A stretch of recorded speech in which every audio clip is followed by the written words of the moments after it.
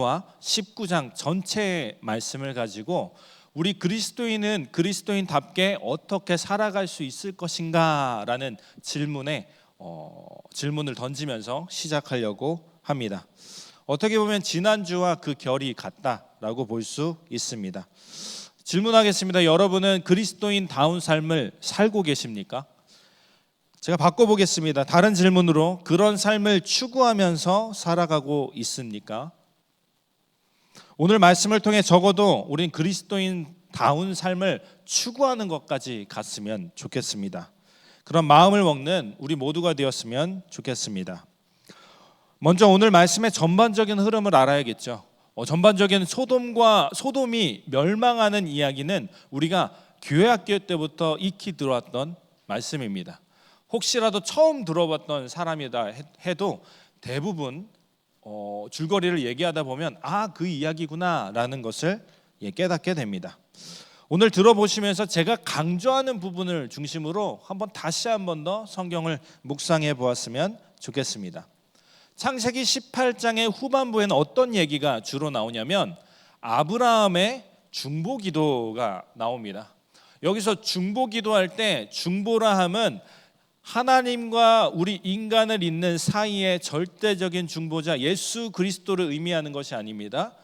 세상과 하나님을 잇는 그 중간에 인간이 할 수 있는 그 역할, 그 중간 다리라고 생각하시면 됩니다.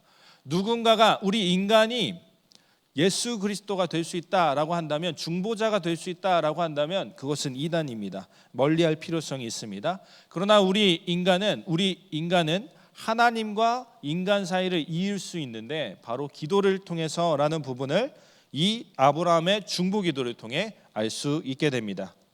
하나님은 소돔 땅, 이 소돔 땅이 얼마나 악한 땅이었는지는 후에 볼 텐데 악한 땅 이 소돔을 멸하실 계획을 갖고 계셨습니다. 그런데 아브라함이 계속 만류하는 거예요. 하나님 의인 50명 없으면 어떻게 해요? 계속 줄다가 결국엔 의인 10명 없으면 어떻게 해요? 이제 더 이상 제가 번복하지 않겠습니다.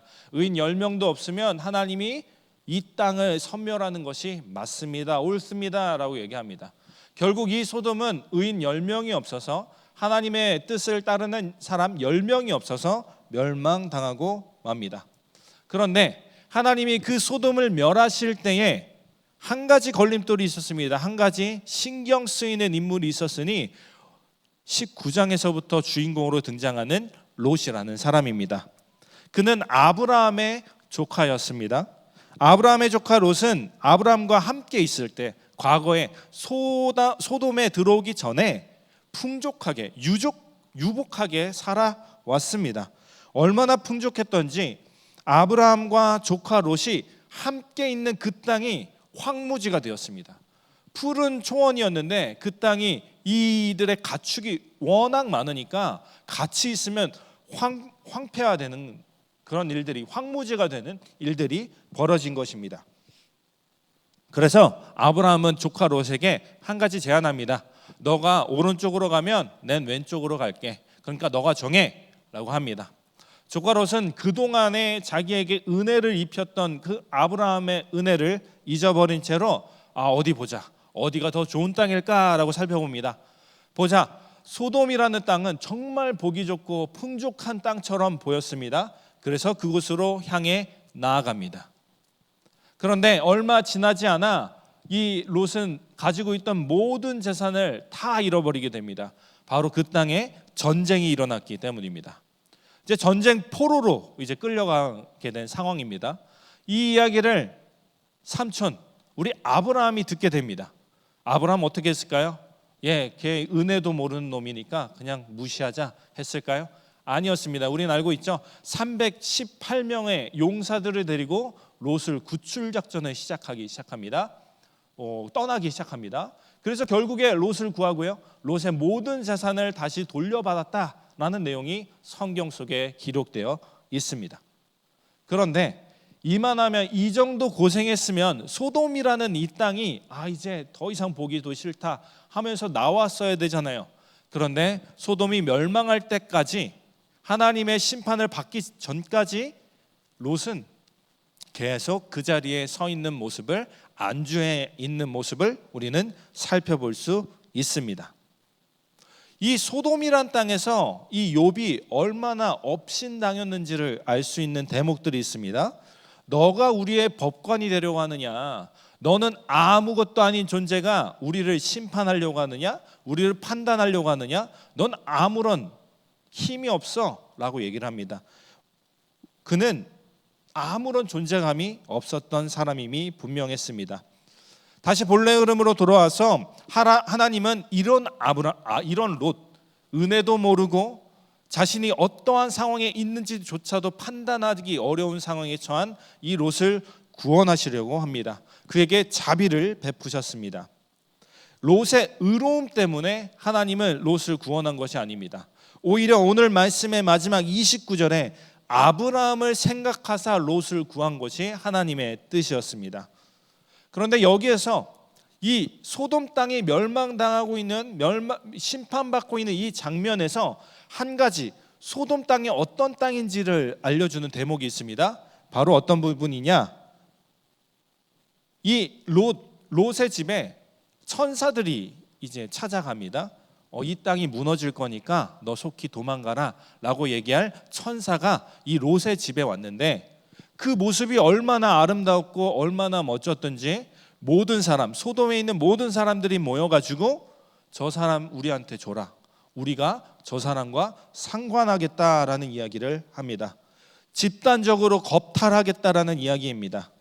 여기서 단순히 소돔 땅이 동성애가 가득한 땅을 이야기하는 것이 아니라 성적으로 문란하고 얼마나 그 땅이 폭력에 물들어 있는지를 보여주기 위한 대목이다라고 할 수 있습니다. 여기서 근데 롯이 대안을 제시합니다. 우리 천사들 이분들은 너무나도 귀중한 분이니까 안 돼. 대신에 다소 엽기적인 이제 대안을 제시합니다.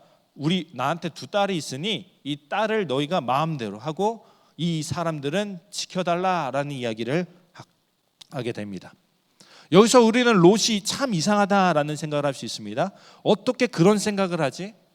저는 이 롯의 마음 상태를 악한 성 소돔에서 살아간 롯의 상태를 나타내 준다라고 할 수 있다고 봅니다. 무엇이 올바른 건지 무엇이 맞는 길인지 모르고 있습니다. 그래서 생각해낸 것이 딸들을 그런 위험이 도사리는 곳에 놓겠다라는 실수를 했던 것이죠. 또한 이후에 롯의 발언을 통하여 롯의 마음 상태가 참으로 엉망이라는 것을 알 수 있습니다. 하나님의 천사가 직접 소돔 땅에 와서 도망가라, 저기 보이는 산으로 도망가라 라고 얘기합니다. 그런데 롯은 어떻게 얘기하느냐? 산까지는 너무 멉니다. 저기 앞에 보이는 작은 마을이 있는데 저기까지는 내가 갈 수 있겠습니다 라고 얘기하는 거예요.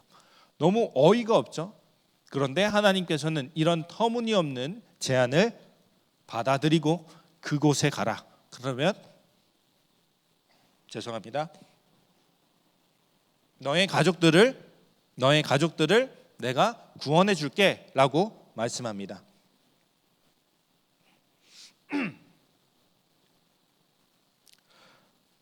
그리고 또한 롯의 가정이 얼마나 이 신앙이 무너졌는지를 알 수 있는 대목이 있는데요. 바로 롯의 아내 최후의 부분입니다. 우리는 이 이야기 많이 들었을 거예요. 사회에 가보면 어떤 여인의 형상을 한 소금 기둥이 있다. 이것이 바로 롯의 아내입니다. 롯의 아내는 최후를 맞이합니다. 소돔 땅에서 살아갔던 무언가가 생각이 났던가 봅니다. 천사들이 결단코 이 소돔 땅을 뒤돌아보지도 말고 어서 떠나라 했는데 금세 내가 놓고 온 무언가가 생각났나 봅니다. 뒤를 돌아보고 그새 죽음을 맞이하게 됩니다. 그녀는 그런 비참한 현실을 맞이하게 된 것입니다. 여전히 소돔 땅에 유황불이 가득한 그 심판을 받고 있지만 그 땅이 아름다워 보였고 그 땅이 살기 좋았던 모양입니다. 이후에 롯의 딸들은 어떤 엽기적인 발상을 하냐면 아버지의 아내가 죽었고 아들이 없으니 아버지의 대가 끊어지게 생겼다 하면서 아버지를 충분히 술 취하게 만든 다음에 우리가 아이를 갖자라는 이야기를 합니다. 물론 그녀들이 롯의 수동성을 강조하기 위해서 롯은 그런 욕망 때문에 그렇게 저지른 것이 아니라, 그런 파렴치한 일을 저지른 것이 아니라 대를 잇기 위해서, 하나님의 대를 잇기 위해서 그런 것이다 라고 이야기는 하고 있지만, 당시에도 유대인들 사이에서도 근친상간은 있어서는 안 되는 죄악 중에 하나였습니다. 이런 말도 안 되는 발상을 하게 된 그 딸들, 그 원인이 어디 있을까요? 그 딸들이 이상해서가 아닙니다. 소돔 땅이 그만큼 타락했다는 것입니다. 우리도 마찬가지입니다. 이 세상에서 살아가다 보면 이 세상에서 얘기하는 진리들이 올바른 것 같이 보입니다. 그래서 다소 때로는 엽기적인 행동을 할 때도 있습니다. 그런 죄악상을 우리가 보일 때도 있다라는 말입니다. 오늘 저는 이 말씀을 통하여 우리를 그리스도인답게 살지 못하도록 하는 세 가지 이유와 그리스도인답게 살게 하는 두 가지의 일을 이야기하고자 합니다. 우리를 그리스도인답게 살지 못하게 하는 한 가지는 우리의 이기심과 욕망으로 얼룩진 이 세상, 무질서의 세상으로 만들어내는 것이다 할 수 있습니다. 소돔 땅의 죄악을 세 글자로 표현하면 무질서였습니다. 질서가 하나조차 없었습니다. 우리 인간 사이의 질서뿐만 아니라 하나님의 창조 질서도 망가져버린 세상이 바로 이 소돔 땅이었습니다. 자신의 욕망대로 살았던 것입니다. 내가 원하는 대로 살고 내가 원하는 것은 다 이뤄야 되고, 그런 세상을 살고 있었던 것입니다. 그런 세상은 어떻게 되었습니까? 욕망이 가득해지자, 서로가 이기적인 마음을 가지자 이 질서가 무너지기 시작합니다. 인간을 인간답게 살지 못하게 하는 일들이 생겨나게 됩니다. 그래서 하나님은 이 소돔 땅을 멸하시기로 결심합니다. 하나님의 심판을 결국 받게 되었다는 얘기입니다. 우리의 삶의 자리는 어떠할까요? 우리의 욕심대로 살아가는 사람들 때문에, 우리가 욕심대로 살아가기 때문에 우리 주변에 있는 사람들이 욕심을 따라, 욕망을 따라 살아가기 때문에 이 땅에는 질서가 무너져 있습니다. 이 세상은 무질서의 세상이다라고 할 수 있습니다. 자신만을 생각하고 자기의 안위만을 생각하는 사람들이 너무나도 많습니다. 우리는 다른 이들이 어떤 고통 속에 있든지 일단 나부터 살고 보자 라는 생각을 합니다. 이것은 하나님의 창조 질서에 위배되는 생각입니다. 하나님은 이 땅을 참 좋게 다스리라 라고 우리에게 위임하셨습니다. 우리는 청지기입니다. 열쇠를 맡은 자들입니다. 그런데 다른 고통 받는 자들을 외면하는 것 자체가 하나님의 뜻이 아니었습니다. 여러분들이 추구하는 삶이, 여러분이 하는 기도가 어떤 기도인지 한번 곰곰이 생각해 볼까요? 저는 어떤 기도를 하는지 저도 생각해 보았습니다. 내가 바라는 삶, 좋은 성적을 받고 좋은 직장 등 누군가가 그 삶을 바라는 그 삶을 우리도 똑같이, 그 욕망을 똑같이 갖고 있습니다. 그런데 한번 생각을 해보시죠. 내가 좋은 성적을 얻게 되었다면, 내가 좋은 직장에 들어가게 되었다면 누군가는 좋은 성적을 받지 못하게 되었다라는 것입니다. 누군가는 좋은 직장에 들어가지 못한 것이 됩니다. 물론 여기서 여러분들의 노력까지도 잘못되었다라고 말하는 것이 아닙니다. 그러나 우리가 바라는 것이 여기에만 머문다면, 우리가 바라는 것들에만 머문다면 그것이 문제가 된다는 것입니다. 어떻게 내가 중심이 되는 사회는, 이렇게 내가 중심이 된 사회는 욕망으로 가득 찬 사회다라고 할 수 있습니다. 그리고 끝내는 이 사회를 병들게 만들 것입니다. 소돔이 바로 그런 땅이었습니다. 무언가 욕망을 채울 수 있는 것 같지만 사실 실상은 허무한 것뿐, 미련뿐이었습니다. 몇몇 사람들은 그 욕망을 따라가서 그 욕망을 실현하기도 합니다. 하지만 대부분의 사람들은 그 욕망을 쫓아 살다가 처절한 끝을, 인생의 말미를 보내게 됩니다. 롯은 헛된 욕심, 헛된 희망을 품고 살았습니다. 그러니까 자신이 소돔 땅에 살면서 전쟁 포로가 되었던 그 아픈 기억이 있음에도 소돔 땅에 머물렀던 것이 아닙니까? 그에게는 미련이 있었습니다. 곧 있으면 내가 일확천금을 얻으리라. 내가 원하는 것을 얻을 수 있는 땅이 바로 이 기회의 땅 소돔이다 라는 생각을 하지 않았을까요? 결국 그는 인생 끝날 때까지 소돔 땅에서 원하는 것을 이루지 못했습니다. 무질서한 세상, 이곳에서 우리가 이룰 수 있는 것은 아무것도 없습니다. 그러니 여러분에게 한 가지 제안을 합니다. 무질서한 세상에 속한 자가 아닌 하나님의 창조 질서대로 살아갈 수 있는 여러분이 되었으면 좋겠습니다. 그 질서를 지키며 살아가는 그 인생에게 하나님은 채워주심으로 우리에게 임해 주실 겁니다. 우리 복된 교회가 50년이 되었다고 합니다. 50년? 내가 아직 20살밖에 되지 않았는데 내 전부터 있었다는 얘기네. 내가 태어나기도 전부터 30년 전부터 이 교회가 있었다는 얘기네 하고 넘길 것이 아니라 우리 교회는 숱한 어려움들이 분명히 있었을 겁니다. 재산도 이제 헌금도 없어서 이제 어떡하지? 전전긍긍하는 그런 시기를 50년 동안 보내고 이렇게 어엿한 교회가 되었습니다. 그런 공동체가 되었습니다. 만약 교회가 세상의 질서대로 따라갔다면 이 일은 이룰 수가 없었습니다. 계속 궁핍한 대로 살아갔을 겁니다. 이렇게 수많은 사람들이 모여서 하나님을 예배하는 공동체를 이룰 수 없었을 겁니다. 모든 것은 무질서한 이 세상을 바라본 것이 아니라 하나님의 창조 질서를 바라보고 간 우리의 선대, 믿음의 선배들 덕분이라고 할 수 있겠습니다. 두 번째로 우리를 그리스도인답게 살지 못하게 하는 것은 미련입니다. 우리는 예수 그리스도로부터 새로운 생명을 얻게 되었습니다. 이제 과거의 난을 지우고 새로운 나만 존재해야 되는 상황입니다.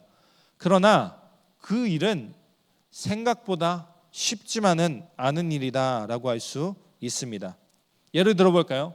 우리는 숱한 수련회를 지내왔습니다. 물론 새신자분들은 아직 수련회를 경험하지 못한 분들도 있겠지만 대부분의 청년들이 어려서부터 신앙생활을 해왔기 때문에 숱한 수련회를 겪어보았습니다. 경험했습니다. 그때 느낍니다. 나 이제 수련회 했으니까 이 영적인 상태 그대로 살겠어. 이 세상에서 난 거짓도 없고 거짓 맹세도 없고 남을 미워하지도 않고 헐뜯지도 않겠어 라는 다짐을 합니다. 그러고 나서 하루 이틀이 지나면 내가 똑같이 그런 일을 저지르고 있는 모습을 발견하게 됩니다. 여러분의 이야기가 아니라 저의 이야기였습니다. 저도 또한 여러분들의 시절을 보내면서 숱한 수련회를 하면서 심지어는 수련회를 계속해서 진행하면서 돕는 자로서 섬기면서도 저는 똑같이 그런 삶을 살았습니다. 예배를 잔뜩 드리지만 그 안에 욕심이 자꾸 생겨나고 하나님을 바라보고 살아가야 되지만 세상 질서를 바라보며 살아가는 인생이었습니다. 그런데 그런 인생을 살았던 인물 중에 하나 바로 롯의 아내가 있습니다. 롯의 아내는 결국 그 욕망에 휩쓸려서 그 피해를 고스란히 입게 됩니다. 롯의 아내는 이제 내가 조금만 더 있었으면, 조금만 더 세상 가운데 속했으면, 소돔 가운데 있었으면 성공할 수 있었을 텐데 라는 미련이 있었을 겁니다. 우린 이런 미련에 대해서 확실하게 끊고 나아가야 됩니다.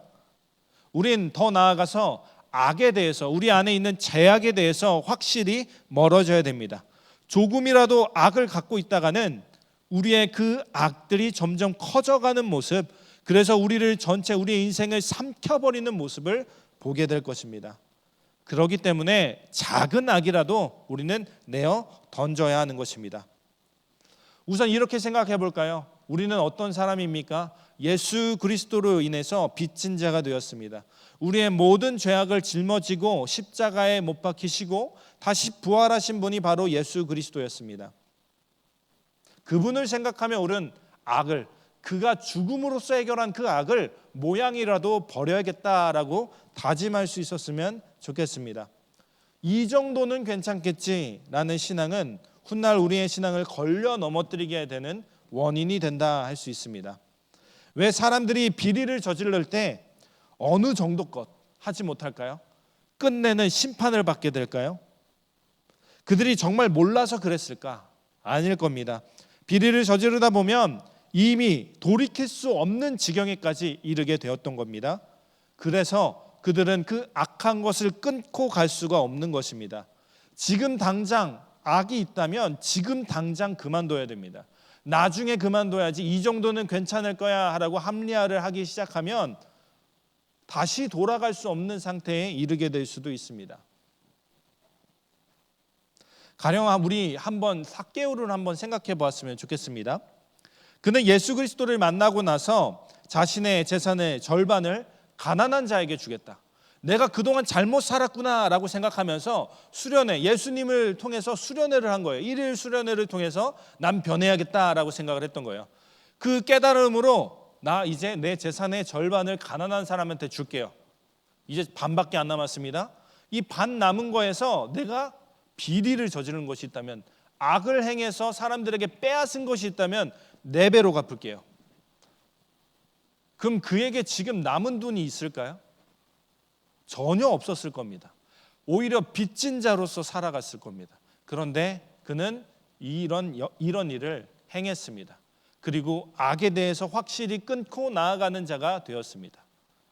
삭개오가 지금 요거까지는 아까운데 하면서 갈팡질팡했다면 다시 돌아갔을 겁니다. 다시 악한 세리장으로 돌아갔을 겁니다. 그런데 그는 모든 것을 결단하고 다 버리겠다 했습니다. 우리도 마찬가지입니다. 우리가 악한 일을 행하고 있다면 그 모든 것은 버려야 되는 것입니다. 우리는 미련을 가질 수밖에 없습니다. 인간인지라 그렇게 할 수밖에 없습니다. 그러나 지금 악을 내려놓지 않으면 언젠간 우리 후회하게 될 겁니다. 그때 그만둘 걸.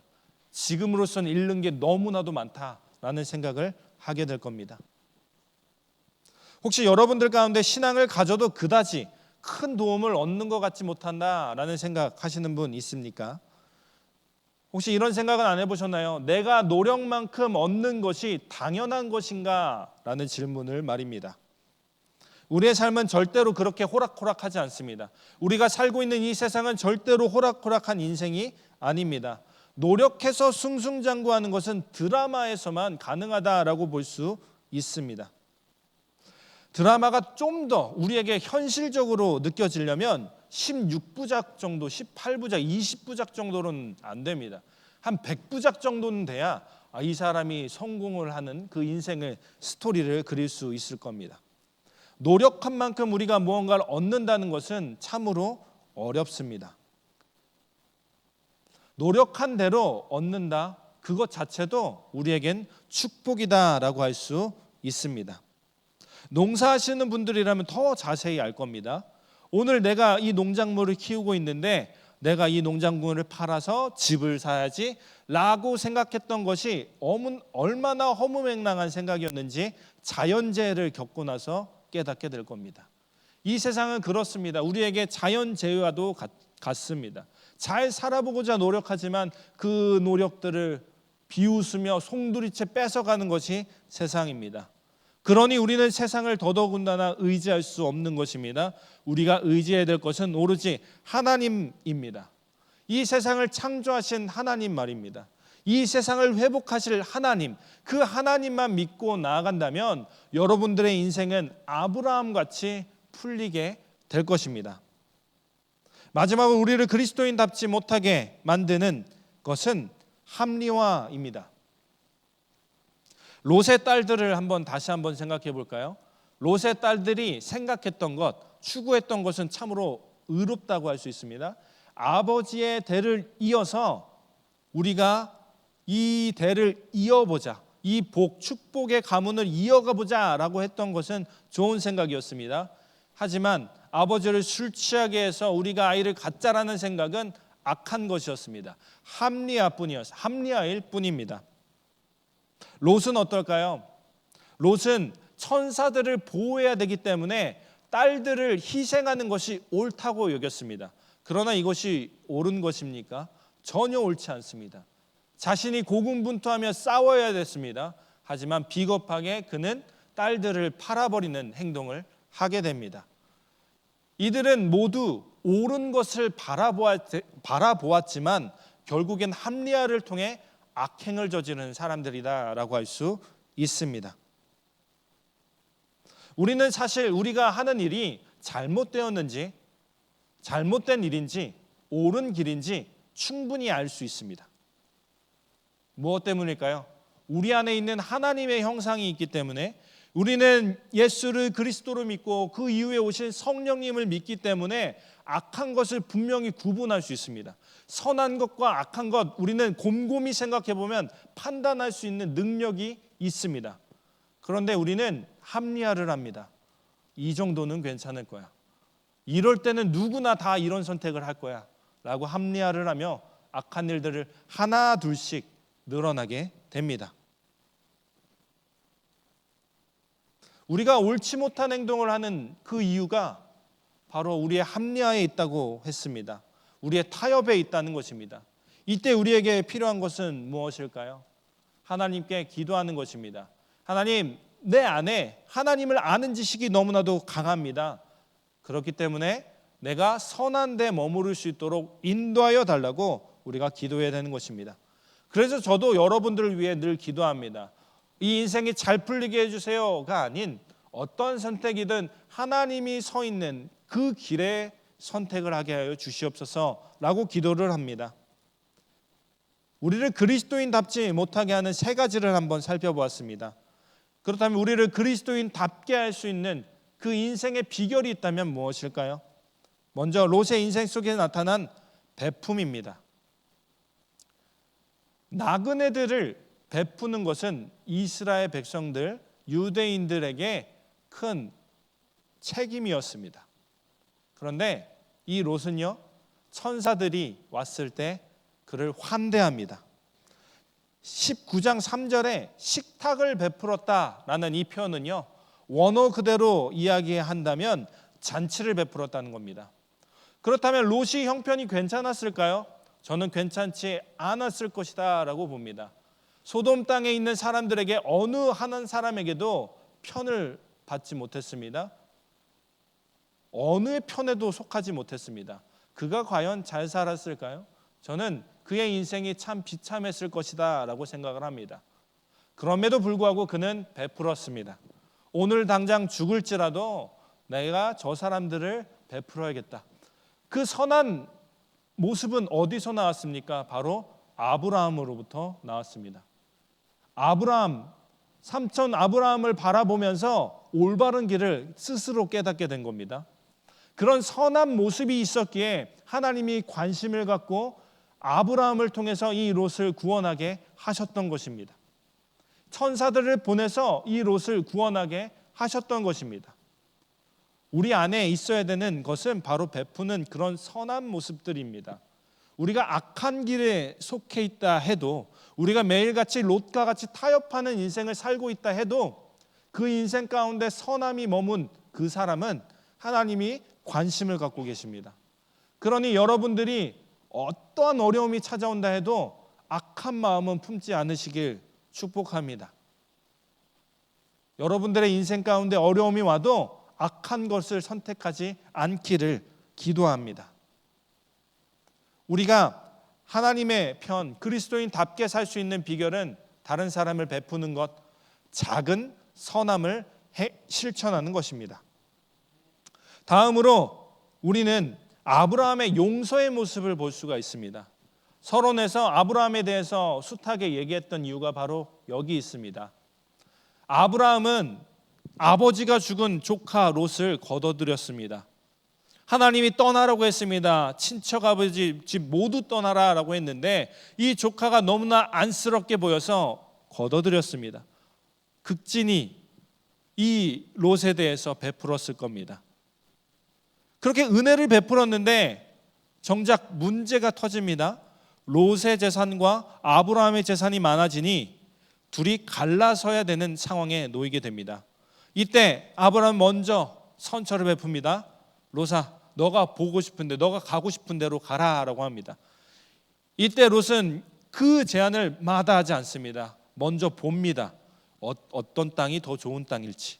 그리고 소돔 땅이 너무나도 좋아 보여서 그 땅을 스스로 먼저 선택합니다. 은혜를 아는 자였다면 절대 그래서는 안 됐습니다. 그 이후에 소돔 땅을 선택하고 조카 롯이 그곳에서 전쟁 포로로 끌려가고 있다는 소식을 아브라함이 듣게 됩니다. 저 같았으면 그놈 참 잘 됐다, 더 고생했으면 좋겠다 라는 생각을 했을지도 모르겠습니다. 그러나 아브라함은 그렇지 않았습니다. 곧장 용사 318명을 데리고 갔습니다. 선별된 용사를 데려갔다는 것은 그의 재산도 또한 위험에 도사리는 그 땅에 놓고 가야 된다는 것을 의미합니다. 자신의 모든 것을 내어놓고 조카 롯을 구원하러 갑니다. 뿐만 아닙니다. 훗날에 소돔 땅이 멸망당한다고 했을 때 아브라함은 조카 롯을 생각했을 겁니다. 롯과 같은 10명의 의인이 있다면 그곳은 하나님 심판하시면 안 됩니다 라고 하나님을 만류했던 것이 바로 아브라함의 모습이었습니다. 이 아브라함의 용서의 모습을 닮아가는 것, 그것이 우리가 그리스도인답게 사는 비결이다 할 수 있겠습니다. 처음에 이 용서는 어려울 겁니다. 내가 저 사람을 어떻게 용서하지? 나한테 저렇게 행동한, 나에게 나쁘게 행동한, 정말 나한테 정말 저지를 수 없는 그런 실수를 한 사람을 어떻게 용서하지? 처음에는 억지로 한번 해보십시오. 그 용서를 통해 우리는 하나님을 닮은 자로 점점 나아갈 수 있게 됩니다. 그리고 어느 순간에 아브라함과 같은 용서를 할지 모릅니다. 뿐만 아니라 우리는 하나님으로부터 그 용서를 받은 존재입니다. 우리는 하나님의 아들 예수 그리스도를 죽음으로 몰고 간 자들입니다. 우리 안 죽였는데요. 우리 유대인들이 죽였지 저희가 안 죽였는데요. 이렇게 변명할 필요가 없습니다. 우리는 여전히 악한 것들을 생각합니다. 예수님이 우리 때 오셨다 해도 우리는 예수 그리스도를 십자가에 못 박혀 죽여라 했을 겁니다. 우리는 똑같은 성품을 가진 악한 존재들입니다. 그런데 우리를 위해서 십자가에 못 박혀 돌아가시고 다시 부활하셨습니다. 우리의 죄를 모두 해결해 주셨습니다. 그런 용서를 우리에게 베풀어 주신 예수 그리스도를 바라보면서 작은 자 그리고 큰 자를 용서해 줄 수 있는 여러분들의 인생이 되었으면 좋겠습니다. 결국 거듭난 자의 삶이란, 그리스도인다운 삶이란 우리의 삶과 신앙이 그 결이 같아야 된다는 것을 의미합니다. 히브리서 11장 8절의 말씀을 제가 읽겠습니다. 믿음으로 아브라함은 부르심을 받았을 때에 순종하여 장래의 유업으로 받을 땅에 나아갈새 갈 바를 알지 못하고 나아갔으며. 믿음으로 아브라함이 나아갔다라고 얘기하는데 뒤에 갈 바를 알지 못하고 행동했다라고 얘기합니다. 이때 믿음은 행동이 들어가 있는 것입니다. 그렇습니다. 우리의 신앙이 좋다, 우리의 믿음이 좋다 할 때 그 믿음은요, 우리가 이렇게 예배 드리고 하나님께 기도하고 하나님께 찬양하는 것 이상을 의미합니다. 우리의 삶의 자리에서도 그런 거룩에 합당한 삶을 살아갈 때 우리는 그 사람이 믿음 있다, 그리스도인답다라고 할 수 있는 것입니다. 그렇게 우리는 이기적인 욕망으로 물든 이 세상을 바라볼 것이 아닙니다. 이 세상에 미련을 둘 것이 아닙니다. 이 세상의 조건에 대해서 타협하지 마시기 바랍니다. 끝까지 하나님의 선한 것에 속한 여러분들이 되었으면 좋겠습니다. 그리고 하나님의 사랑을 끝내 실천할 수 있는 여러분들 한 분 한 분이 되길 축복합니다. 그 사랑을 베푸는 것은 언제고 내가 위험에 빠졌을 때, 내가 어려움에 처했을 때 그 사랑이 전해질 겁니다. 지금 내가 어렵지 않다면 훗날에 어려운 나를 돕는 심정으로 다른 사람들에게 사랑을 베풀기 바랍니다. 처음에는 억지로 시작할지 몰라도 점점 그곳에서 풍성해지는 것을 느끼게 될 겁니다. 우리는 지난주에 사랑을 베풀면서 더욱더 풍성해진다는 것을 알았습니다. 깨달았습니다. 이제 실천할 때입니다. 여러분들이 할 수 있는, 여러분들 위치에서 사랑을 실천할 수 있는 것이 무엇이 있을까 곰곰이 생각해 보시기 바랍니다. 그 가장 쉬운 것은 어찌 보면 용서가 아닐까요? 우리가 용서하지 못한 사람이 한 명씩은 있습니다. 저도 또한 있거든요. 그 친구를 꼭 만나고 싶다라는 생각이 있습니다. 그 친구를 만나서 함께 이야기를 나누고 그 친구와 함께 좀 회포를 좀 풀어보고 싶다라는 생각이 있습니다. 여러분들도 여러분들의 삶 가운데 내가 사랑을 베풀 수 있는 것이 무엇이 있을까 고민하며 살아갔으면 좋겠습니다. 그리고 세상의 유혹에 쉽게 넘어지는 것이 아니라 타협하는 인생이 아니라 하나님을 바라보면서 끝까지 믿음 생활 끝까지 이어나갈 수 있는 여러분들 모두가 되길 간절히 소망합니다. 그런 인생은 하나님이 참 귀하게 사용하는 인생이 될 겁니다. 그런 삶으로 여러분을 초대합니다. 이런 마음으로 함께 찬양을 고백하기를 원합니다. 내 삶 드리리라는 찬양입니다. 끝에 보면은 나의 믿음을 주께 드린다라는 이야기가 있습니다. 이 믿음은요, 우리가 하나님께 온전한 예배 드릴게요 라는 말도 되지만, 그런 결단도 되지만, 하나님 나의 삶 속에서 온전한 삶을 살도록 노력할게요 라는 것을 의미하기도 합니다. 하나님, 나의 삶과 나의 신앙이 일치가 되어서 선한 것을 유지할 수 있는, 선한 것을 바랄 수 있는 우리 모두가 되길 간절히 소망합니다 라는 마음으로 함께 이 찬양 고백했으면 좋겠습니다.